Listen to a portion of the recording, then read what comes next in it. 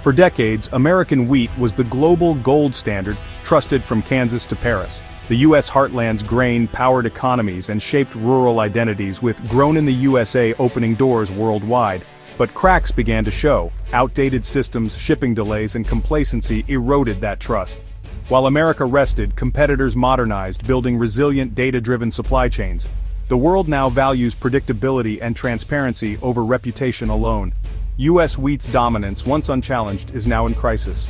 The gold standard has tarnished, and the throne is no longer secure. The American grain industry faces a reckoning: adapt or be left behind. The shift away from U.S. wheat was gradual but relentless. Longtime buyers, Philippines, France, South Korea, Mexico, diversified, favoring Canada, Australia, and Argentina. Even with lower prices, U.S. wheat lost up to 40% of contracts from key partners in a single year. Cancellations outpaced new sales, signaling a collapse of trust. Buyers prioritized reliability over cost, unwilling to risk delays or documentation errors.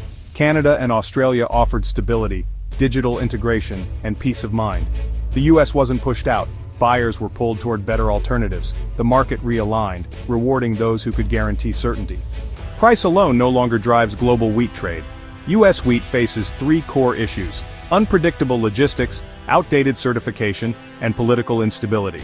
Delays at ports and borders disrupt just-in-time supply chains, making U.S. shipments a liability. American quality certification lags behind, still paper-based, fragmented, and lacking real-time data. Competitors like Canada offer digital traceability and instant transparency. Political turmoil in Washington adds risk, raising insurance costs and scaring off buyers. The result: buyers pay more for stability elsewhere. In today's market, trust is built on data and predictability, not just tradition. The U.S. system now feels risky and outdated. The Philippines, once loyal to U.S. wheat, made a dramatic pivot in 2025. San Miguel Foods canceled a massive U.S. contract, choosing Canadian and Australian suppliers instead. The trigger Philippine authorities imposed a political risk premium on U.S. shipments, doubling insurance costs. Shipping wheat from Seattle became far more expensive than from Vancouver. The risk of delays from U.S. political instability was now a quantifiable cost. For San Miguel, reliability trumped tradition. Millions in extra expenses made U.S. wheat unviable. The issue wasn't quality, but the perception of American unpredictability. The Philippines voted with their wallets, favoring stable partners. Political risk turned a trusted relationship into a financial liability. In Europe, regulatory compliance became the new battleground. French imports of U.S. wheat hit a historic low, while Canadian shipments soared.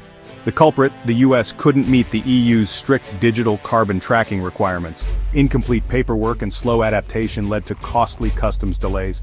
Canada, by contrast, integrated digital certification and QR codes for seamless clearance.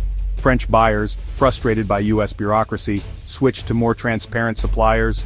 The lesson in modern trade: data and compliance matter as much as quality. The U.S. was left behind by its failure to adapt to new standards. In Asia, food safety standards drove buyers away from U.S. wheat. South Korea's new glyphosate limits exposed high residue levels in American shipments.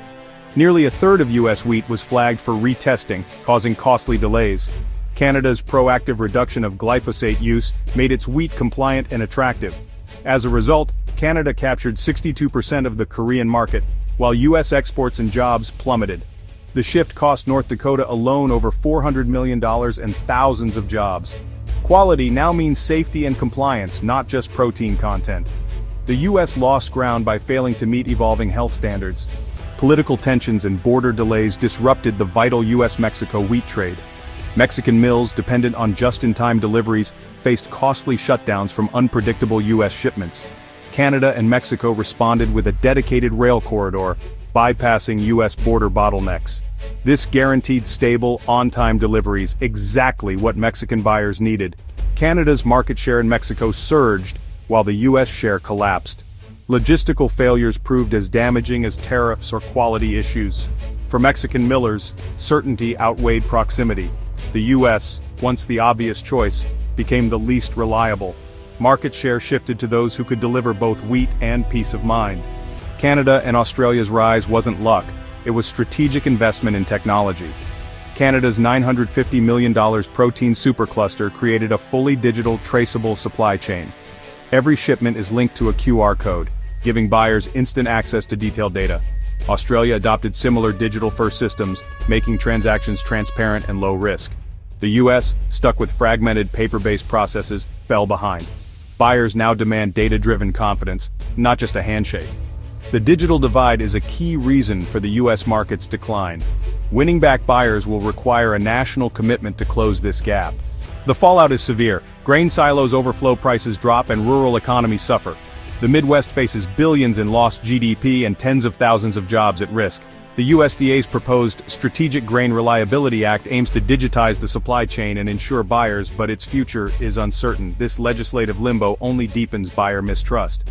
Research shows that once buyers switch, few return within 5 years. Canada and Australia have set a new standard for reliability and transparency. The US must not just catch up but surpass competitors to regain trust. This means investing in digital infrastructure and stable trade policy, urgently. The world has made it clear, the gold standard must be earned, not inherited. America's challenge is to rebuild trust and reclaim its place at the top.